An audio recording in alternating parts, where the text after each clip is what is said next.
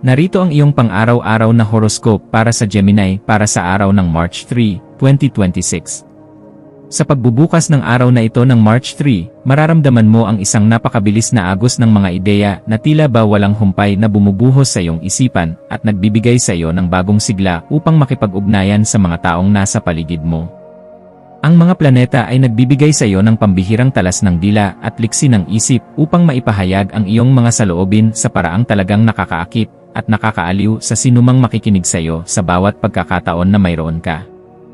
Gamitin ang enerhiyang ito upang palawakin ang iyong network at huwag kang mag-atubiling simulan ang mga usapin na may kinalaman sa pagpapalitan ng impormasyon dahil ang iyong kakayahang mag-isip ng mabilis ay ang iyong magiging pinakamahalagang kagamitan upang malampasan ang anumang kalituhan o pag-aalinlangan na dumarating sa iyong landas ngayong araw.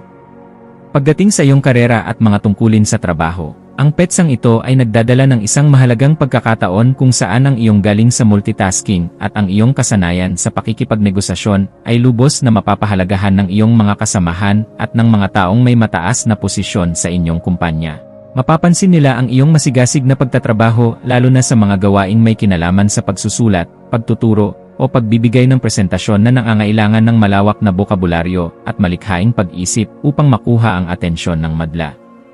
Huwag kang matakot na magbahagi ng iyong mga mungkahi sa mga pagpupulong dahil ang iyong mga kakaibang pananaw ay magsisilbing susi upang makahanap ng mga makabagong solusyon sa mga problemang matagal nang hindi naresolba ng inyong pangkat sa loob ng mahabang panahon.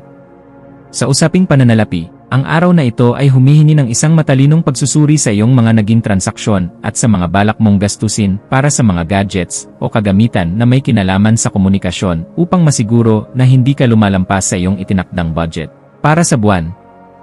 maaaring may lumitaw na oportunidad para sa isang maikling proyekto o sideline na nangangailangan ng iyong husay sa pagpapaliwanag. Ngunit kailangan mong maging mabusisi sa bawat detalye ng kasunduan bago ka pumirma o magbigay ng iyong pagsang-ayon sa kabilang panig. Ang pagiging maingat sa paghawak ng iyong pera at ang pag-iwas sa mga biglaang desisyon na dala lamang ng bugso ng damdamin ay magbibigay sa iyo ng seguridad na kailangan mo upang mapanatili ang daloy ng iyong kabuhayan nang walang anumang inaalalang aberya. Ang aspeto ng pag-ibig at pakikipag-ugnayan ay nasa isang yugto ng masaya at magaan na pakikitungo kung saan ang iyong puso ay naghahangad ng isang relasyon na puno ng tawanan at mga intelekwal na usapan na nagpapalalim sa inyong pagkakakilanlan sa isa't isa. Ang pagpapakita ng iyong pagmamahal sa pamamagitan ng pagpapadala ng mga makahulugang mensahe o ang pakikipag-usap ng masinsinan tungkol sa inyong mga pangarap ay lalong magpapatatag sa inyong ugnayan sa bawat sandali ng inyong pagsasama sa araw na ito. Para sa mga naghahanap pa ng makakasama sa buhay, ang iyong pagiging palabiro at ang iyong marangal na disposisyon ay magsisilbing magnet para sa mga taong naghahangad ng isang partner na madaling kausap at may malawak na pangunawa sa iba't ibang aspeto ng buhay at lipunan. Ang iyong kalusugan ay dapat maging isa sa iyong mga pangunahing prioridad sa pamamagitan ng pagbibigay ng sapat na atensyon sa iyong mga baga, kamay, at braso na maaaring makaramdam ng pagod dahil sa iyong matinding pakikipag-ugnayan at pagkilos sa buong maghapon. Ang iyong katawan ay humihiling ng sapat na sariwang hangin at mga pagkaing nagbibigay ng bitamina upang mapanatili ang iyong sigla habang tinatapos mo ang iyong mga obligasyon sa trabaho o sa iyong mga personal na gawain sa bahay. Ang pagsasagawa ng mga ehersisyong nagpapakilos sa iyong mga daliri o ang simpleng paglalakad sa labas upang makalanghap ng hangin ay makakatulong upang mailabas ang mga tensyon sa iyong isipan at mapalitan ito ng positibong lakas na magpapatibay sa iyong buong pangangatawan laban sa anumang stress. Sa iyong pakikipagkapwa-tao, ang iyong papel bilang isang tagapamagitan at tagapagdala ng balita ay magiging sentro ng atensyon, lalo na sa mga kaibigan na dumaranas ng hindi pagkakaunawaan at nangangailangan ng iyong matalinong payo upang maging maayos ang kanilang ugnayan. May isang tao na maaaring lumapit sa iyo upang humingi ng tulong tungkol sa kung paano ipapahayag ang kanilang nararamdaman. At ang iyong pagiging objektibo ay magsisilbing malaking tulong upang makita nila ang tamang landas na dapat tahakin sa gitna ng kanilang kalituhan. Maging mapagmasid sa bawat salitang iyong bibitawan at tiyakin na ang iyong mga sinasabi ay laging may kalakip na malasakit dahil ang iyong impluensya sa iyong komunidad ay sadyang malakas at pinapahalagahan ng nakararami. Ang iyong malikhaing isipan ay magkakaroon ng pambihirang kislap sa hapon, lalo na sa mga gawaing may kinalaman sa pananaliksik, pagsusulat sa journal, o anumang paraan ng pagpapahayag na nagpapakita ng iyong pagiging orihinal at mapanuri sa bawat aspeto ng iyong ginagawa para sa sarili. Huwag mong limitahan ang iyong sarili sa mga karaniwang paksa lamang. Bagkus ay subukan ang mga makabagong estilo ng sining o digital na media na magpapakita ng iyong galing habang pinapanatili ang kalidad at dangal ng iyong mga likha sa paningin ng iba. Ang pagbuo ng isang bagay na may malalim na kahulugan at nagbibigay ng bagong impormasyon sa mga tao ay magbibigay sa iyo ng ganap na kagalakan at isang pakiramdam ng tagumpay na sadyang napakahalaga para sa iyong personal na pag-unlad.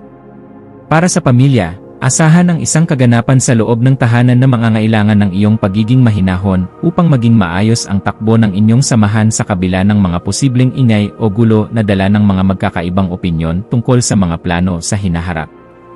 Ang iyong presensya ay magbibigay ng kagaanan dahil kaya mong magpaliwanag sa paraang madaling intindihin at may sapat na respeto sa nararamdaman ng bawat miyembro ng iyong pamilya sa bawat sandali na kayo ay nag-uusap sa hapagkainan. Maging mapagpatawad sa mga maliliit na pagkukulang ng iyong mga mahal sa buhay at maging isang gabay na laging handang protektahan ang kapayapaan sa loob ng bahay. Dahil ang matatag na pundasyon ng inyong samahan ang tunay na lakas na magtataguyod sa iyo sa bawat hamon. Ang iyong intuwisyon ay magsisilbing isang matalas na kumpas sa pagpapasya tungkol sa isang bagong oportunidad na may kinalaman sa iyong edukasyon o sa pagpapaganda ng iyong sariling kakayahan sa pakikipag-usap sa mga taong may iba't ibang pinagmulan. Kung may nararamdamang udyok na ayusin ang iyong mga dokumento o bumili ng mga aklat na magpapalawak ng iyong kaisipan, gawin ito ngayon dahil ang daloy ng enerhiya ay pabor sa mga gawaing nagdadala ng bagong kaalaman at kaliwanagan. Ang iyong panloob na boses ay malakas na nagpapaalala na handa ka na para sa isang mas mataas na antas ng karunungan, kaya pakinggan ito, at huwag hayaang ang mga distraksyon ay humadlang sa iyong asenso patungo sa rurok ng iyong mga adhikain. Sa aspeto ng edukasyon at pagkuha ng karunungan, ang iyong isipan ay magiging kasing bilis ng kidlat na handang unawain ang bawat komplikadong detalye ng iyong mga pinag-aralan, lalo na ang mga paksang may kinalaman sa wika, sining, o agham ng komunikasyon. Gamitin ang panahong ito upang magbasa ng mga materyales na magpapalawak ng iyong pangunawa sa kalikasan ng pakikipag-ugnayan dahil ang mga ito ay sadyang makakatulong sa pagpapabuti ng iyong sariling pagkatao bilang isang disiplinadong individual. Ang bawat impormasyon na iyong matututunan ay magsisilbing hiyas sa iyong isipan, kaya huwag kang titigil sa paghahanap ng katotohanan hanggang sa marating mo ang ganap na kalinawan na iyong matagal nang hinahanap para sa iyong sariling seguridad at tagumpay. Iwasan ang pagiging masyadong mapanuri sa mga maliliit na pagkakamali ng ibang tao upang hindi ka mawalan ng pokus sa iyong sariling mga gawain na nangangailangan din ng iyong buong atensyon at sapat na disiplina sa maghapon. Ang pagpapanatili ng isang positibong pananaw sa kabila ng mga hindi inaasahang pagbabago sa iyong schedule ay isang kasanayan na dapat mong pagtuunan ng pansin ngayong araw upang hindi ka maubusan ng lakas para sa iyong mga susunod na plano. Ang pagpili sa kung ano ang nakakabuti sa iyong pangmatagalang mithiin ng hindi isinasakripisyo ang iyong mga prinsipyo ay magbibigay sa iyo ng mas mabilis na resulta at mas malalim na kaganapan sa iyong buong pagkatao habang ikaw ay kumikilos. Ang iyong espiritual na aspeto ay nangangailangan din ng pagkalinga sa pamamagitan ng paghahanap ng sandali ng katahimikan sa gitna ng iyong abalang schedule upang muling makakonekta sa iyong panloob na lakas na nagbibigay ng direksyon sa iyong buhay. Ang pagninilay-nilay tunggay sa iyong mga tunay na layunin ay magbibigay sa iyo ng sagot kung bakit kailangan mong maging matatag at kung paano mo magagamit ang iyong talino para sa kabutihan ng iyong sarili at ng iyong kapwa-tao sa bawat pagkakataon. Ang pagpapasalamat sa bawat biyaya, maliit man o malaki, na iyong natatanggap ay magbubukas ng pinto para sa mas marami pang milagro, kaya panatilihin ang iyong integridad at ang iyong pagiging marangal sa lahat ng oras na ibinibigay sa iyo. Maging mapagmasid sa mga legal na dokumento, email, o mga mensaheng iyong matatanggap ngayong hapon. At siguraduhin na naintindihan mo ang bawat detalye bago ka magbigay ng iyong pagsang-ayon upang maiwasan ang anumang aberya sa iyong mga transaksyon sa hinaharap. Ang paghingi ng payo sa mga taong may sapat na karanasan sa iyong larangan ay isang matalinong hakbang na dapat mong gawin upang maprotektahan ang iyong mga interes at ang iyong pinaghirapan sa loob ng mahabang panahon ng iyong pagtatrabaho. Ang pag-iingat sa ganitong mga usapin ay magbibigay sa iyo ng kapanatagan na ang iyong mga hakbang ay nasa loob ng katuwiran at hindi ka malalagay sa alanganin dahil lamang sa kakulangan sa mabusising pagsusuri ng mga papel. Sa pagdating ng gabi, maglaan ng oras upang ayusin ang iyong kapaligiran at ang iyong isip sa pamamagitan ng pagbabawas ng oras sa harap ng screen at pagtuon sa mga gawaing nagpapakalma sa iyong sistema para sa mahimbing na pagtulog. Ang kaayusan sa iyong kwarto at ang paglilinis ng iyong mga gamit ay makakatulong upang maalis ang mga tensyon sa iyong isipan na dulot ng sobrang impormasyon na iyong nasagap sa buong maghapon ng iyong pakikipagsapalaran. Ang pagpapasalamat sa bawat tagumpay na iyong nakamit sa araw na ito ay magpapanatili sa iyong positibong disposisyon na siyang magsisilbing magnet para sa mas magagandang balita na darating sa iyong pintuan bukas para sa iyong patuloy na ikaunlad.